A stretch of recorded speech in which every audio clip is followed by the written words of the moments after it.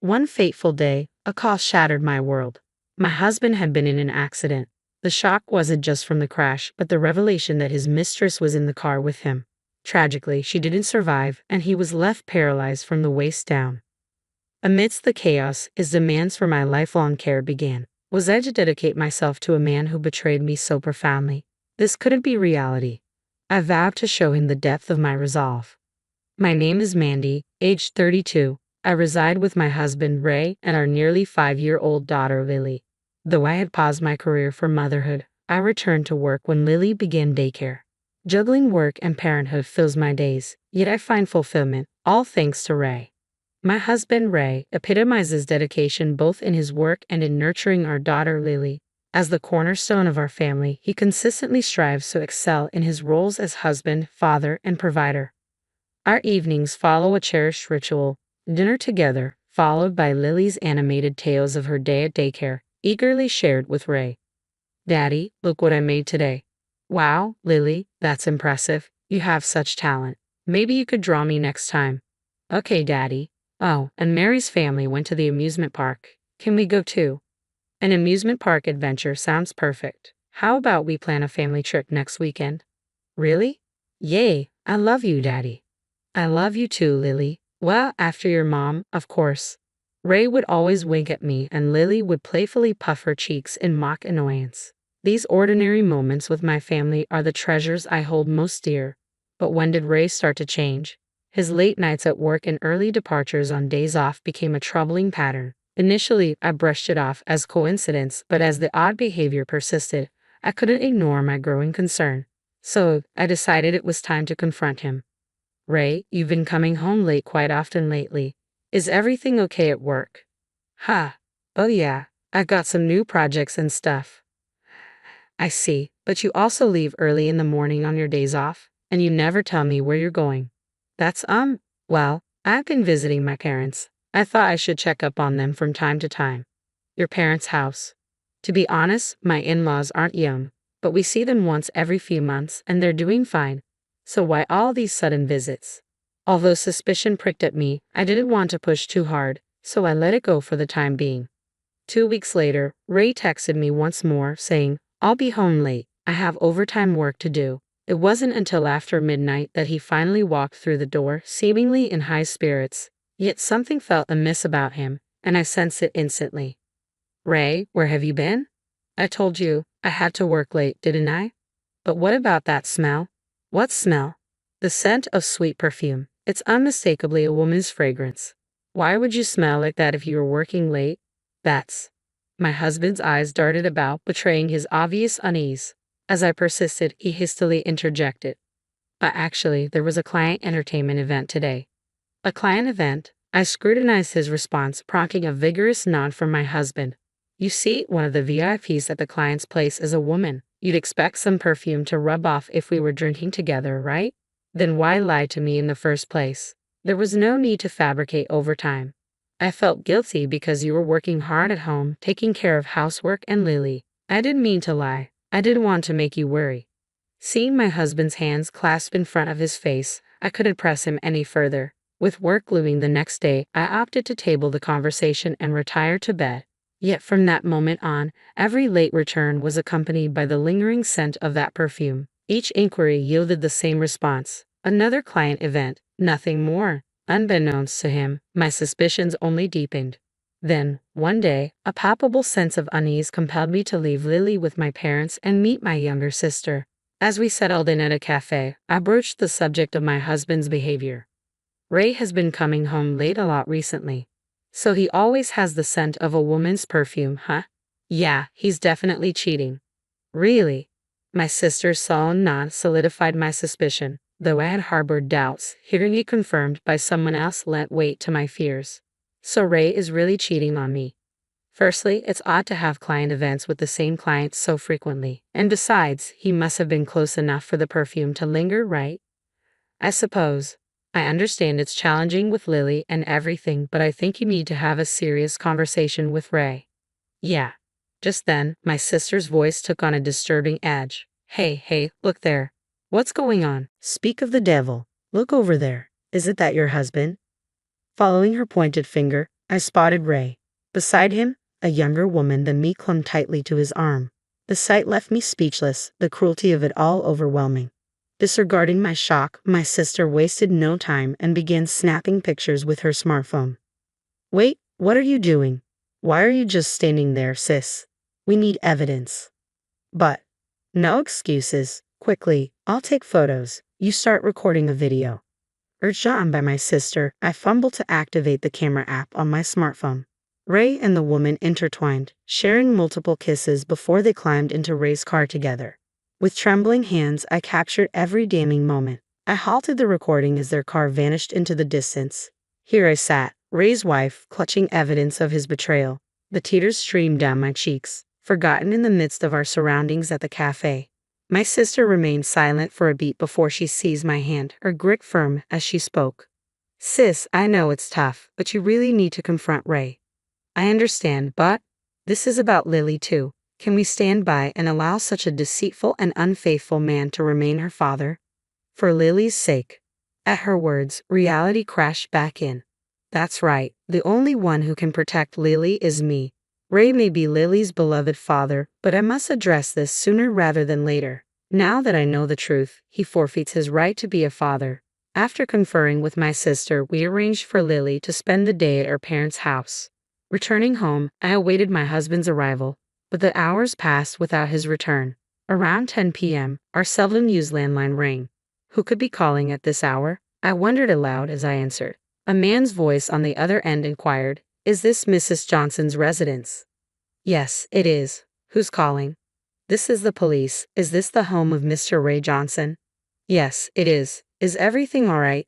Did something happen involving my husband? Please try to stay calm. Your husband has been in an accident. What? According to the police, my husband had been involved in a car accident, and tragically, a woman who was in the passenger seat had lost her life. My husband had been taken to the nearby university hospital. Without a second thought, I rushed to the hospital. Upon arrival, I found my husband undergoing emergency surgery in the trauma unit. A police officer hurriedly entered, offering an explanation of the accident's circumstances. From what we've gathered, it seems your husband and the deceased woman were in a close relationship. Indeed. Observing your stunned reaction, the police officer inquired with a concerned countenance, Did you harbor any suspicions, madam?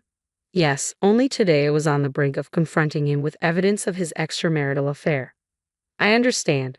Regrettably, it must be conveyed that there is a potential for your husband to suffer from disabilities as a consequence of the accident's aftermath. That will suffice, no more.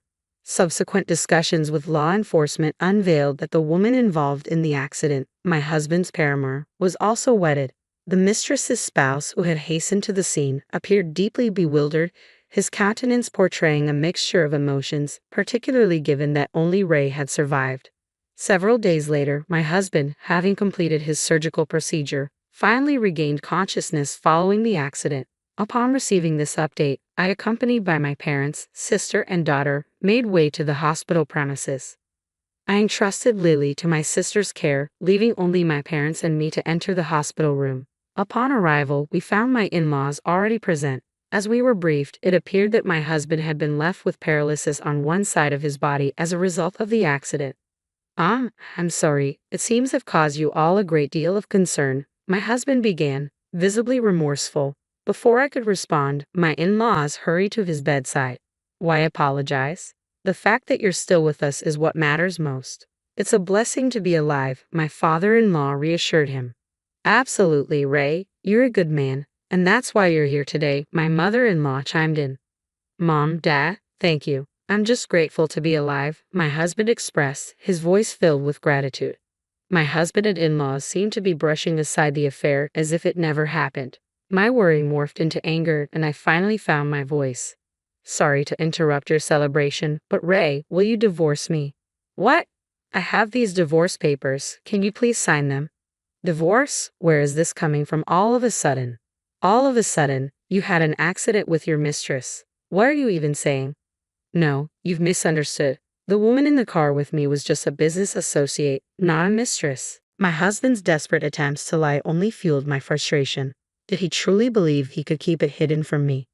Are you going to pretend now? I know you cheated, Ray. No, I swear I didn't cheat. You were with your mistress at a cafe on the day of the accident, weren't you? I saw you both leave together. No, it's not. Don't try to make excuses. I momentarily forgot our surroundings in the hospital room and raised my voice.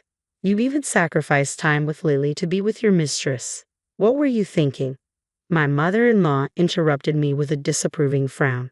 Oh, Mandy, why are you so upset? If Ray cheated, it's probably because you did something wrong. Mother-in-law, what are you saying? Ray just woke up, didn't he? And you heard it from the doctor, didn't you? Ray has ended up with hemiplegia due to the aftermath. What does that have to do with our divorce? He needs dedicated care now. Instead of talking about divorce, you should be focusing on learning how to care for him immediately. That's right, my husband echoed his mother. You'll be taking care of me from now on as my wife. That's when it hit me. Any lingering sympathy I harbored for my husband vanished in an instant. Initially, I felt genuine pity for him after the accident, despite his infidelity. But now, I couldn't care less. There was not a shred of remorse in either of them for what they put me through. All they cared about was themselves. Suppressing my fury, I turned to my mother-in-law. Are you serious? Who in their right mind would want to take care of a cheating fool? A fool? Mandy, how dare you insult my Ray? Well, it's the truth, isn't it? He cheated and caused the accident. Isn't everything your son's fault? But even if the accident was his fault, cheating doesn't excuse his actions. So, if I made a mistake, does that give him the right to cheat? I've been juggling work, childcare, and household duties to support our family. You blame me and still defend your cheating son.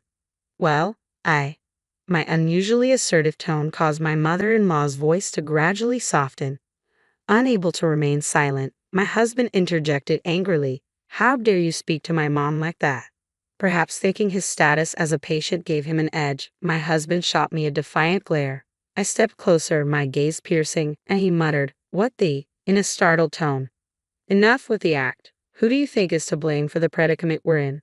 Well, you see, we're in this mess because you shattered our family with your affair, right? Getting into an accident with your mistress, how foolish can you be? There's no other word for it. What the? It's chaotic now because you brought up divorce out of nowhere. He still appears oblivious to his own culpability in this situation. Fueled by a deep sense of disgust and bitterness, I unleashed my pent-up fury upon him. Face reality, you pathetic excuse for a man. How much longer will you deflect blame onto others? Reflect on your own actions. You're the one who cheated, and to top it off, your mistress perished in that accident. Stop trying to justify yourself. Mandy. You obliterated our family with your reckless affair. I dread to think of the pain Lily will endure because of you. You haven't just wounded me, you've shattered our daughter's innocence. I can't remain married to someone like you. Go ahead and wallow in your own misery. As I turned to leave, Ray was rendered speechless, his complexion drained of color. Taking a moment to compose myself, I heard the hospital room door creak open, and in walked our daughter. Lily, how did? I'm sorry, sis. I only looked away for a second. My younger sister entered behind Lily, offering an apologetic bow. Ray seized the chance to address our daughter. Lily, you wouldn't want, right? Daddy, what do you mean?